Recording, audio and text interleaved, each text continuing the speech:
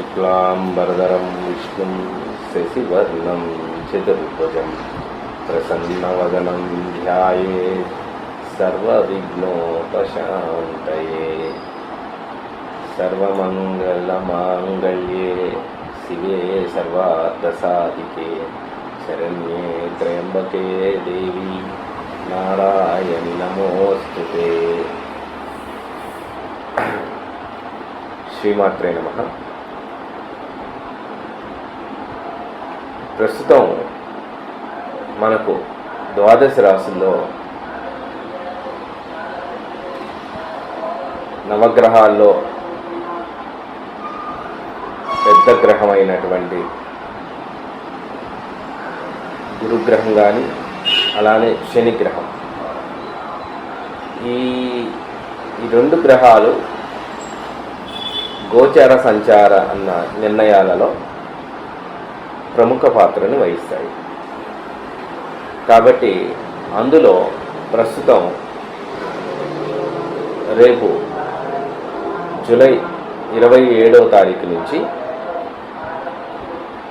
గోచారంలో అంటే మీనరాశిలో రేవతి నక్షత్రంలో శని భగవానుడు వక్రగమనంలోకి జరుగుతోంది.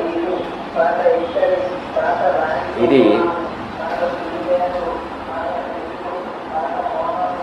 డిసెంబర్ 11వ తారీఖు వరకు ఈ యొక్క వక్రగమన స్థితి అనేది ఉంటుంది. ఈ సంవత్సరం డిసెంబర్ 11వ తారీఖు వరకు. కాబట్టి ఈ శని వక్రగమనం అనేటువంటిది ద్వాదశ రాశుల్లో ఏ విధమైనటువంటి ఫలితాన్ని సూచిస్తుంది, శుభ అశుభ ఫలితాన్ని ఇస్తుంది అనేది మనం ముందుగా తెలుసుకుందాం. వృశ్చిక రాశి వారికి శని వక్రగమనం అందుకు చాలా విశేష యోగం. ఏమిటి అంటే తృతీయ చతుర్థాది కమ్యూనికేషన్ చాలా బాగుంటుంది. చెడ్డ స్నేహితులను ఎవరైనా ఉంటే గుర్తించేటువంటి స్థితి కనబడుతుంది. అలానే పంచమ స్థానంలో ఉండటం వల్ల కొంచెం చురుకైన ఆలోచనలు చేస్తారు. గురువు ఉచ్చస్థానంలో ఉండి దృష్టి పెట్టి ఉండటం వల్ల ఆర్థికంగా చాలా అనుకూలత ఏర్పడతాయి. కుటుంబంలో మంచి పేరు సంపాదన ఉంటుంది. విదేశీ యోగం బాగుంటుంది. విదేశాల ఆగమనం చెందే వాళ్ళు విదేశాల నుంచి వచ్చేవాళ్ళు చాలా బాగుంటారు. అనుకూలతలు బాగుంటాయి. ఇక్కడ ప్రధానంగా ఒక చిన్న ఇబ్బంది ఏంటంటే మాతృస్థానంలో ఉండేటువంటి వారికి, పెద్దవారికి ఎవరైనా ఉంటే మాత్రం ఈ సంవత్సరం కొద్దిగా ఇబ్బందులు బాగా వచ్చే అవకాశం ఉంటుంది. ఈ వృశ్చిక రాశి వారికి ప్రధానంగా విద్య, వ్యాపార అన్నింటిలోనూ అనుకూలతలు బాగుంటాయి వృశ్చిక రాశి వారికి.